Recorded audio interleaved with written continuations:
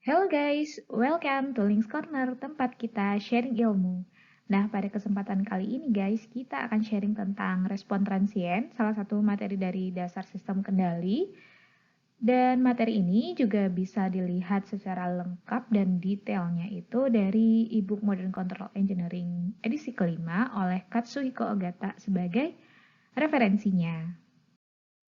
Nah, bagaimana sih sebenarnya respon transien ini bisa terjadi dalam suatu sistem kontrol?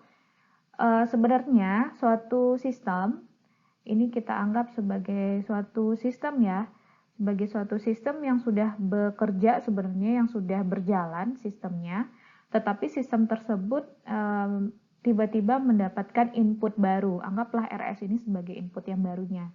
Nah, setelah itu pasti sistem akan mengalami suatu keadaan peralihan untuk mencapai keadaan setimbang berikutnya. Jadi suatu input yang baru ini untuk mencapai keadaan setimbang setelahnya karena mendapatkan input yang baru, keadaan peralihan ini antara bagaimana si input baru ini menyesuaikan dengan keadaan setimbang, itu disebut dengan keadaan peralihan atau transient state sebelum mencapai keadaan setimbang yang baru maksudnya. Nah, pada saat keadaan peralihan ini atau pada saat transient state ini, maka sistem kontrol itu berada dalam keadaan yang sangat perlu kita waspadai karena sistem ini akan mudah jatuh ke dalam ketidakstabilan karena masih peralihan ya keadaannya. Setelah itu, keadaan peralihan ini itu merupakan suatu fenomena yang secara serius sangat diperhatikan bagi observer ataupun desainer sistem kontrol, apapun jenis sistem kontrolnya. Nah, dengan mengamati keadaan peralihan ini, maka kita dapat mengetahui dua hal, yaitu yang pertama adalah karakteristik sistem, atau dikenal juga sebagai kinerja sistem atau performance sistem ya. Dan yang kedua, kita dapat merancang controller yang sesuai berdasarkan keadaan peralihan ini. Apabila kriteria-kriteria perancangannya dinyatakan dengan jelas secara kuantitatif tentunya. Dalam menganalisis dan mendesain sistem kontrol, kita harus mempunyai suatu dasar perbandingan performansi berbagai sistem kontrol. Dasar ini dapat disusun dengan menetapkan sinyal-sinyal uji tertentu dan membandingkan respon berbagai sistem terhadap sinyal-sinyal masukan ini. Sinyal masukan uji atau test input signal yang biasa digunakan adalah fungsi tangga atau fungsi step ya. Selanjutnya fungsi rem, fungsi percepatan, fungsi impuls, fungsi sinusoidal, ataupun fungsi-fungsi lainnya. Nah, bagaimana fungsi step, rem, dan segala macam ini, itu bisa direview kembali ya pada materi di awal-awal tentang beberapa fungsi yang ada pada sistem kontrol. Nah, dengan tes input signal ini, itu dapat dilakukan suatu analisis matematik dan eksperimental sistem kontrol secara mudah karena sinyal-sinyal ini merupakan fungsi waktu yang sangat sederhana tentunya. Selanjutnya untuk respon waktu sistem kontrol itu terdiri dari dua bagian. Yang pertama itu adalah respon transien, di mana respon sistem yang berlangsung dari keadaan awal hingga keadaan akhir. Yang kedua adalah respon steady state atau keadaan tunak. Ini merupakan respon pada waktu T sampai dengan tak hingga. Sedangkan untuk kriteria unjuk kerja sistem kendali, kita kenal dengan yang pertama itu ada kestabilan mutlak, di mana sistem stabil bila keluarannya dapat kembali ke nilai semula setelah adanya gangguan. Dan yang kedua adalah kestabilan relatif atau tanggapan waktu alih atau waktu peralihan, Dan sistem di sini harus cukup cepat tanggapannya terhadap perubahan masukan dan kembali ke keadaan mantapnya. Dan yang ketiga itu adalah kesalahan keadaan mantap atau error steady state. Untuk error steady state ini merupakan perbedaan antara keluaran dengan masukan yang menunjukkan ketelitian sistem dan kepekaan sistem terhadap perubahan karakteristik komponennya. Oke, untuk menganalisis respon transien, itu kita bagi ke dalam dua sistem. Sebenarnya bisa dua atau lebih ya untuk sistemnya. Tetapi di sini kita hanya menjelaskan, kita akan sharing tentang dua sistem saja, yaitu orde pertama dan orde kedua ya. First order system dan second order system. Dan untuk sistem orde pertama, kita bisa lihat sebagai berikut ini. Untuk sistem orde pertama dengan diagram bloknya bisa dilihat, di mana secara fisik diagram blok ini mungkin saja berupa rangkaian RC, sistem termal, dan juga bisa lainnya. Untuk satu diagram blok yang disederhanakan itu kita bisa lihat sebagai berikut ini.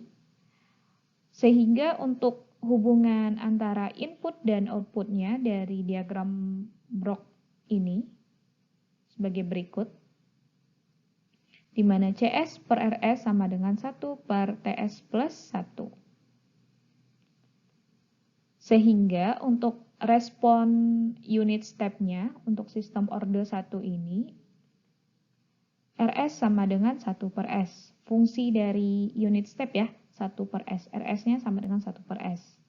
Sehingga untuk CS-nya menjadi 1 per TS plus 1 dan RS-nya kita pindah luas ke kanan dan langsung diganti menjadi 1 per S. Sehingga 1 per TS plus 1 dikali 1 per S. Dan sedemikian rupa sehingga kita dapatkan CS-nya sebagai berikut dan kita gunakan Laplace transform menjadi CT sama dengan 1 dikurang E pangkat min T per T ya, untuk T besar sama dari 0. Sehingga untuk kurva respon eksponensialnya di sini di mana nilainya itu patokannya di sini adalah 0,632 ya, atau untuk T besarnya untuk 1 T-nya itu adalah 63,2%. Nah, di sini kenapa patokannya 0,632 dan 63,2%? Nah, kita lihat dari persamaan sebelumnya. Ketika kita memasukkan nilai T kecil, itu sama dengan T besar, sehingga kita akan mendapatkan CT-nya ini adalah 0,632. Nah, ketika kita mendapatkan 0,632, kita plot ke dalam suatu grafik. Begitu juga seterusnya, T-nya dijadikan 2T, 3T, 4T, dan seterusnya.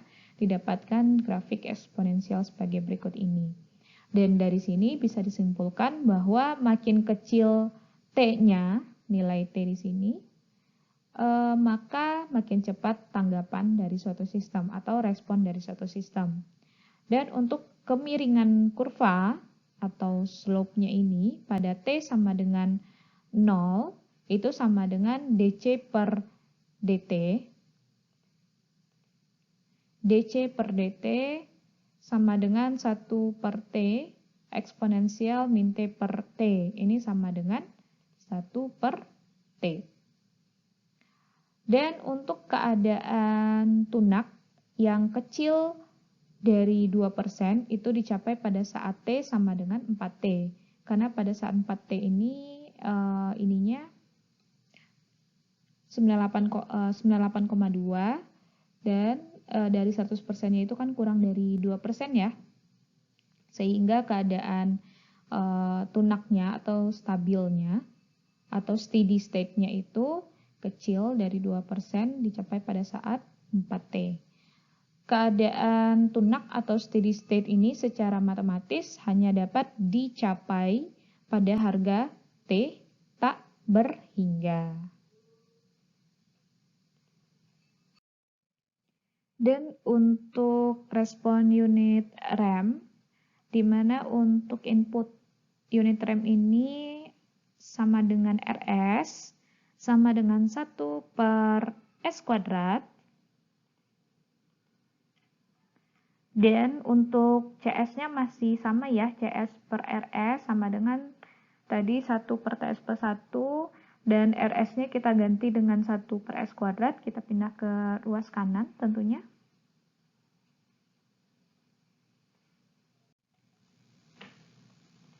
Sehingga untuk persamaannya sedemikian rupa disederhanakan menjadi fungsi waktu menggunakan Laplace transform, dan CT-nya sama dengan T dikurang T besar ditambah T besar eksponensial pangkat min T per T, untuk T-nya besar sama dari 0.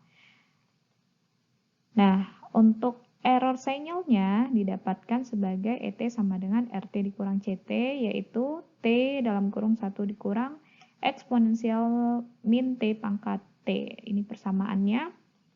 Nah, untuk kurva respon unit remnya dapat disimpulkan makin kecil konstanta waktu T besar, jadi makin ke kiri, makin kecil pula kesalahan keadaan tunak atau error steady state, makin kecil ya, dalam mengikuti masukan rem. Tuh.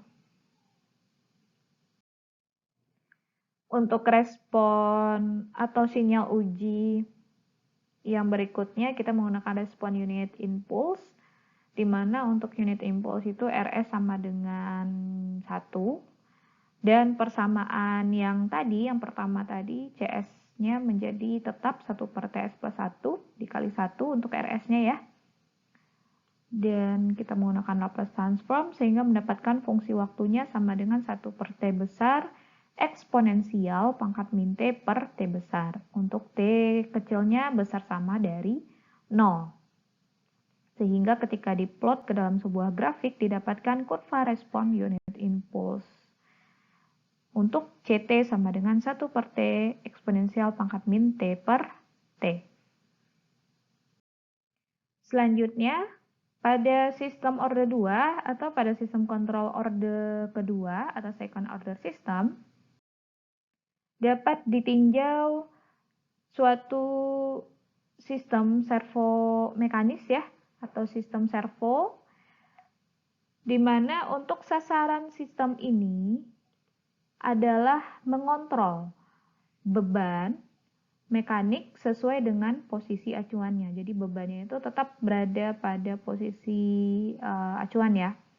Operasi sistem ini sepasang potensiometer, jadi adanya sepasang potensiometer yang bekerja sebagai perangkat ukur kesalahannya. Selanjutnya ada amplifier, ada motor, dan ada gear train. Untuk potensiometer, itu dia bisa mengubah posisi masukan dan keluaran menjadi sinyal listrik yang sebanding. Untuk sinyal masukan komando, itu menentukan posisi sudut R dari lengan kontak potensiometer. Dan untuk posisi sudut R ini merupakan input acuan sistem, dan potensial listrik lengan kontak itu sebanding dengan posisi sudut lengan yang ada pada potensiometer input ini. Nah, untuk posisi poros keluaran yang menentukan posisi sudut C ya, dari lengan kontak potensiometer keluaran tentunya, ini keluaran ini ke sini. Beda potensialnya adalah ER dikurang EC. ER dikurang EC itu sama dengan E. Ini merupakan sinyal kesalahannya atau sinyal errornya, di mana ER sebanding dengan R dan EC. Dan untuk ER itu sama dengan K0R. Jadi nanti ada untuk error detektornya ya, ER-nya sebanding dengan K0R. Dan untuk EC-nya itu sebanding dengan K0C, di mana K0 ini merupakan konstanta kesebandingan. Nah, sinyal kesalahan yang tampak pada terminal potensiometer itu diperkuat dengan penguat yang mempunyai konstanta penguatan K1, ini di amplifier ini ya. Dan untuk tegangan keluaran penguatan ini dipasang pada rangkaian jangkar motor arus searah.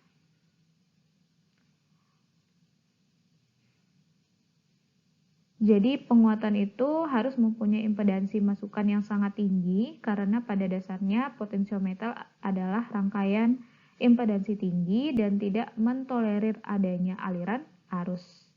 Dan pada saat yang sama, penguatan tersebut harus mempunyai impedansi keluaran yang sangat rendah karena memberi umpan ke rangkaian jangkar motor.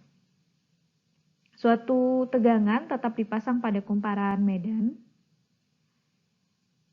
Jika ada error, maka motor akan membangkitkan torsi untuk memutar beban keluaran sedemikian rupa sehingga memperkecil kesalahan sampai dengan 0. Sehingga untuk persamaan torsi motornya, T sama dengan K2IA.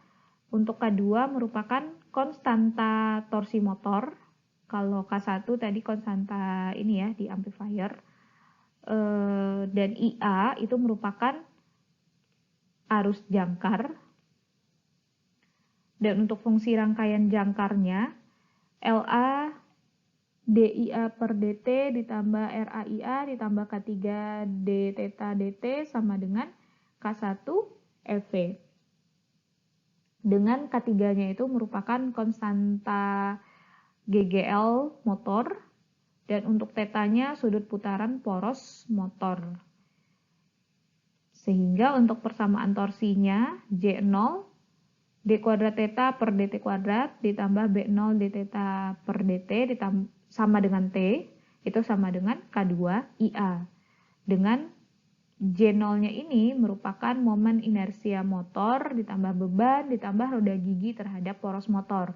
Sedangkan untuk B0 merupakan koefisien gesekan motor ditambah beban ditambah roda gigi terhadap poros motor.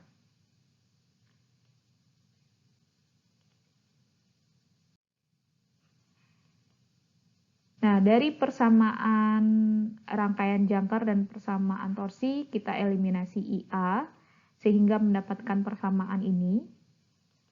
Dan output pada servo system, itu sama dengan CS sama dengan N theta S, dan hubungan antara EV, RS, dan CS didapatkan sebagai berikut. Sehingga untuk GS-nya, kita bisa sederhanakan ya untuk GS-nya menjadi berikut ini.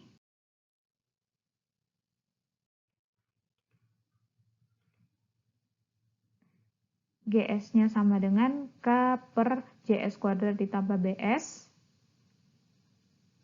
atau CS per RS-nya K per JS kuadrat ditambah BS plus K dengan menggunakan respons step.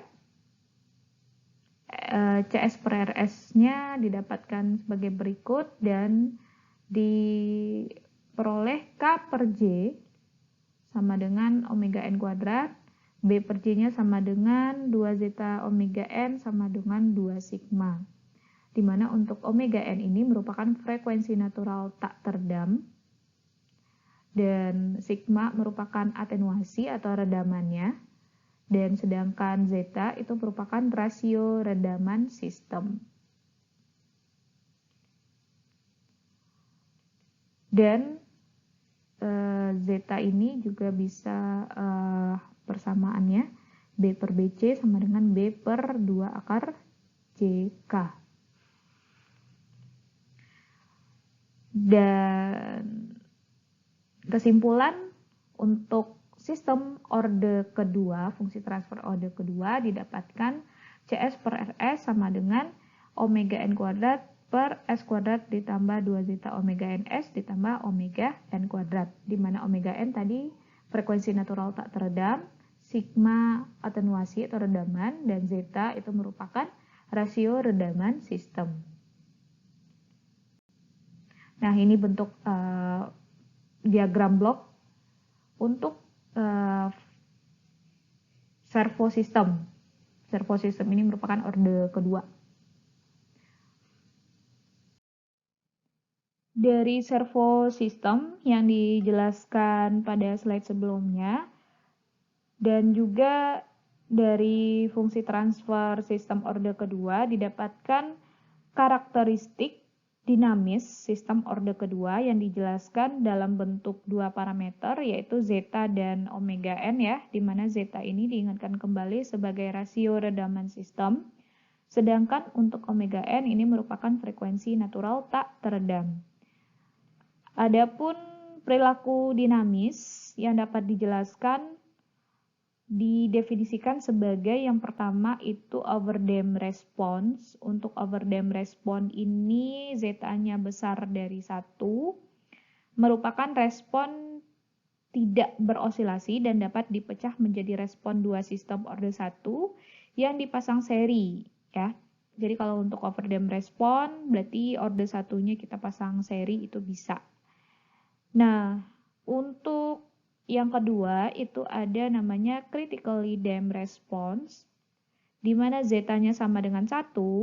Ini merupakan kasus batas dari respon redaman sebelumnya atau overdamped response yang memiliki respon yang paling cepat bila dibandingkan dengan respon overshoot yang lainnya. Nah, untuk karakteristik dinamis atau perilaku dinamis yang ketiga itu ada underdamped response, di mana untuk zeta-nya besar dari 0, kecil dari 1, berarti di antara 0 dan 1. Ini merupakan respon yang berosilasi dengan frekuensi alamiah teredam. Dengan besarnya osilasi dan kecepatan peluruhan osilasi itu tergantung dengan konstanta perbandingan peredaman. Dan yang keempat ada harmonic oscillations, tentunya zeta-nya sama dengan 0. Dan untuk respon ini berosilasi pada frekuensi alamiah omega n, dan osilasinya tanpa redaman, dengan kata lain dia akan terus berosilasi tanpa akan mengalami peluruhan atau tanpa akan mengalami gangguan. Jadi dia itu akan terus tetap ya sampai akhir. Dan ini merupakan kurva respon unit step dari sistem orde kedua. Jadi ada yang berbentuk sinusoidal seperti ini. Dan selanjutnya untuk spesifikasi respon transien dengan asumsi bahwa sistemnya harus orde kedua dan input unit step, kondisi awal 0, dan juga underdamped response. Jadi untuk underdamped response ini merupakan respons dari sistem kontrol yang sebenarnya ya, dan didapatkan spesifikasi respon transiennya dengan grafik atau dengan kurvanya sebagai berikut ini. Dan pada kurva ini dapat dijelaskan yang pertama itu ada delay time yang ada pada spesifikasi respon transien, di mana untuk delay time ini merupakan waktu yang diperlukan agar respon mencapai setengah nilai akhir pertama kali. Jadi kira-kira untuk delay time itu pada kurva itu terjadi pada ini sebelum dia naik ya.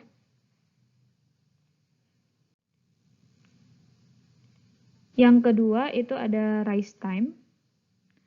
Untuk rise time berarti di sini TR-nya, jadi waktu pada saat dia responnya naik, berarti waktu yang dibutuhkan agar respon naik dari 0 ke 100% dari nilai akhirnya, berarti itu merupakan yang underdamped response, atau pada overdamped response itu pada 10-90% dari nilai akhirnya. Selanjutnya ada peak time. atau TP, berarti di sini. Waktu yang dibutuhkan respon untuk mencapai puncak kelewatan pertama kali. Nah, ini. Dan spesifikasi berikutnya ada maksimum overshoot atau MP. MP berarti di sini. Jadi, lewatan maksimum atau maksimum overshoot, harga puncak maksimum dari kurva respon yang diukur dari 1 ya, dari 1. Jika nilai dari steady state responnya itu tidak sama dengan 1, maka biasa digunakan persen overshoot maksimum, dan hal ini bisa dijelaskan pada rumus CTP dikurang C tak hingga per C tak hingga dikalikan dengan 100%. Dan yang terakhir itu ada settling time atau TS. Settling time atau TS berarti sepanjang ini, waktu dari sini sampai dengan ini, itu merupakan waktu yang dibutuhkan agar kurva tanggapan mencapai dan tetap berada di dalam batas-batas yang dekat dengan nilai akhir. Nah, batas-batas ini dinyatakan dalam persentase mutlak dari nilai akhir, yaitu misalkan dari 2% atau 5%. Untuk TS ini berkaitan langsung dengan konstanta waktu terbesar sistem kendali ini.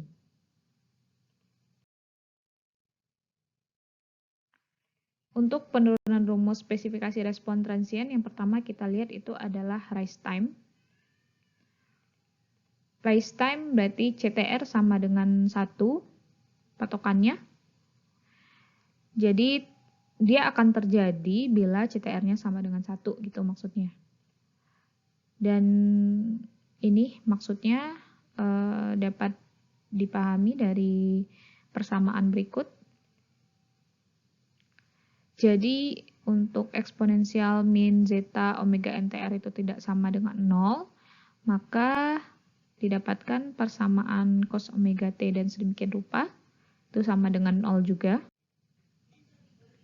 Atau persamaannya kita juga bisa menggunakan persamaan tangen, karena omega n akar 1 kurang zeta kuadrat itu sama dengan omega D, dan zeta omega n sama dengan sigma, jadi kita bisa pakai persamaan tangen juga ya di sini. Dan disimpulkan dari persamaan yang lumayan rumit ini, sepertinya ini sebenarnya tidak rumit, kelihatannya saja yang rumit. Jadi untuk waktu naik atau rise time atau TR itu sama dengan 1 per omega D arcus tangen dari omega D per minus sigma, itu sama dengan pi dikurang beta per omega D.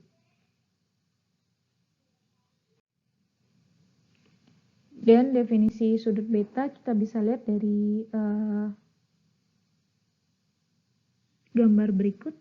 Ini nilai betanya ya.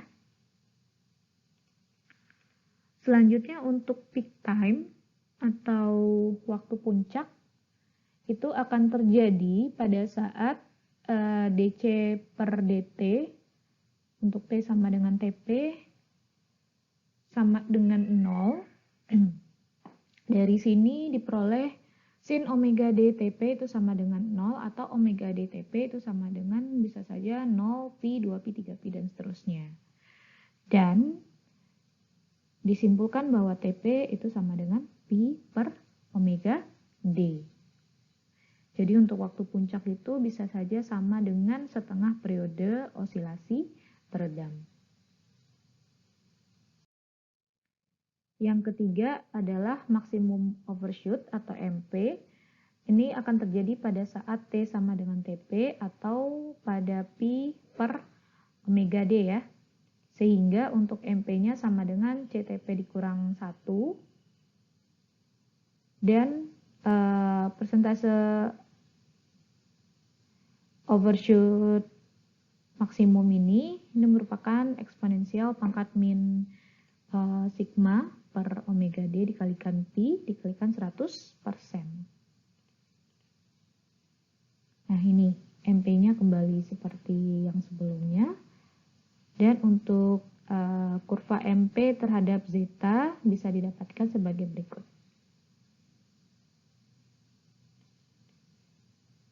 Dengan CS per RS-nya sama dengan omega n kuadrat per S kuadrat tambah 2 zeta omega NS tambah omega n kuadrat. Dan ini merupakan fungsi transfer sistem orde kedua dengan tadi sinyal ujinya merupakan fungsi step. Selanjutnya adalah settling time atau TS. Untuk settling time atau TS ini digunakan untuk pita toleransi plus minus 2% dan 5%, plus minus 5%, dan dapat diukur dalam bentuk T besar sama dengan 1 per zeta omega n. Jadi untuk kriteria 2%, TS-nya mendekati 4 kali konstanta waktu sistem. Sedangkan untuk 5% itu TS-nya mendekati 3 kali konstanta waktu. Nah, ini merupakan sepasang kurva. Untuk kurva respon unit step dari sistem yang ditunjukkan pada diagram blok sebelumnya. Untuk respon transien juga bisa dianalisa dengan menggunakan software atau yang biasa digunakan adalah MATLAB.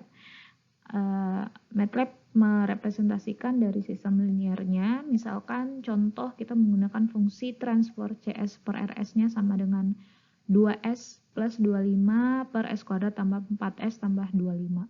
Jadi dari fungsi transfer CS per RS ini kita hanya perlu mengubahnya ke dalam bentuk numerator dan denumerator yang dimengerti oleh MATLAB gitu ya.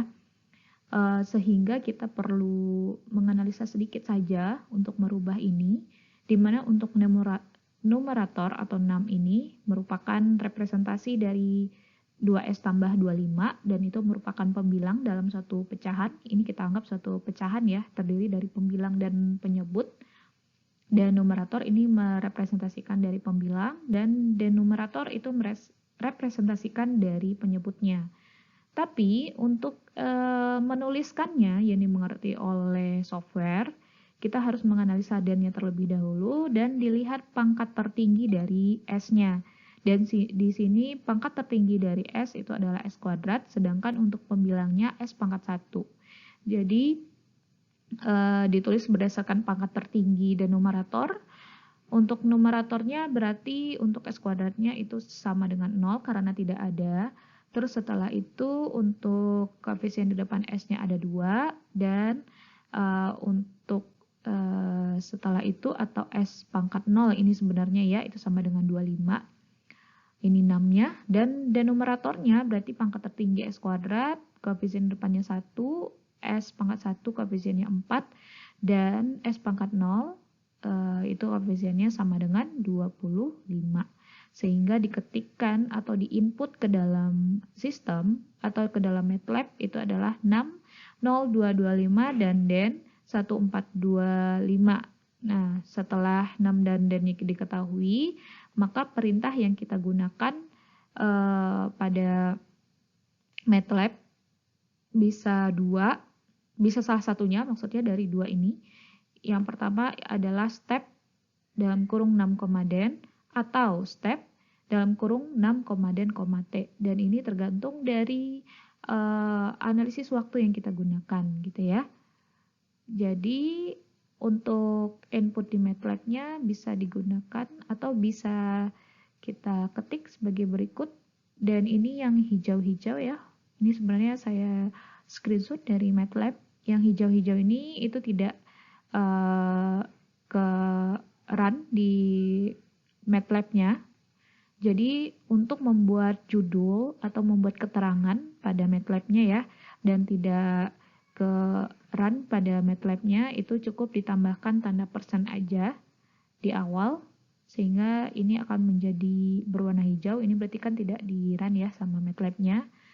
Respon unit step yang kita gunakan yang pertama dituliskan 6, den-nya, dan di akhir bisa ditambahkan titik koma, supaya 6 sama den-nya itu tidak dijelaskan lagi di bawah gitu ya. Cukup dikasih titik koma aja supaya singkat, titik koma, dan 1425 titik koma, dan dilanjutkan dengan perintahnya, step 6, den, langsung di enter. Jadi setelah input perintah 6, den ini, setelah di enter itu biasanya itu akan loading, dan biasanya itu akan muncul grafik yang dimaksud atau respon transient yang dimaksud ya. Setelah itu, setelah muncul grafik atau kurva, kita tuliskan grid dan titelnya. Grid ini merupakan kotak-kotak yang biasanya membantu kita membaca kurva responnya, dan titel berarti titel atau judul yang ada pada kurvanya. Dan akan muncul seperti berikut ini. Di sini gridnya ini yang kotak-kotak, ini yang kotak-kotak. Kalau tidak kita input perintah grid, maka kotak-kotak di sini itu tidak ada, jadi itu akan semakin susah kita untuk melihat responnya, menganalisa responnya. Selanjutnya untuk titel itu kita kasih judul pada kurva ini, yaitu respon unit step dari GS. Itu seperti ini. Dan untuk kasus ini silahkan dicobakan masing-masing pada software MATLAB ya. Dan apakah sama nanti didapatkan dengan kurva respon saya? Seharusnya sama karena fungsinya dan juga perintahnya juga sama gitu. Silahkan dicobakan masing-masing. Kita lihat contoh berikutnya. Nah, untuk menganalisa respon berikutnya dengan menggunakan fungsi RAM atau unit RAM, sebenarnya untuk MATLAB itu tidak ada perintah unit RAM ya, sehingga kita perlu memodif dikit untuk menggunakan perintah step, sehingga kita dapatkan respon unit RAM-nya. Khususnya untuk mendapatkan respon unit RAM dari fungsi transfer GS, jadi GS-nya dibagi oleh S dan menggunakan perintah respon unit step. Nah, untuk contohnya, CS per S-nya sama dengan 2S plus 1 per S kuadrat tambah S plus 1. Jadi untuk input RAM-nya RS sama dengan 1 per S kuadrat. Jadi CS per RS-nya, RS-nya kita pindah ke ruas kanan dan langsung diganti dengan 1 per S kuadrat menjadi seperti ini. Nah, karena respon RAM ini tidak ada di analisa MATLAB, jadinya S kuadrat ini kita uraikan, berarti kan S dikali S ya. S1-nya kita kalikan dengan persamaan sebelumnya, dengan penyebut sebelumnya, dan menjadi 1 per S. Nah, bentuk 1 per S ini sudah merupakan fungsi step ya. Selanjutnya, karena sudah merupakan fungsi step, berarti si GS ini atau CS per RS untuk persamaan fungsi transfernya. Jadi untuk analisanya berarti GS ini merupakan GS per S ya. Karena untuk GS saja dia ini, berarti kalau ada tambahan S dari fungsi RAM-nya berarti menjadi GS per S. Untuk GS per S ini numeratornya berarti 21. Jadi sebenarnya nolnya tidak harus dituliskan juga sih sebenarnya di depan. Dan untuk denumeratornya berarti ada 1,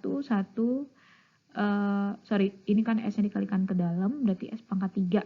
Jadi S pangkat 3-nya 1, S pangkat 2-nya jadi 1, S pangkat 1-nya jadi 1, dan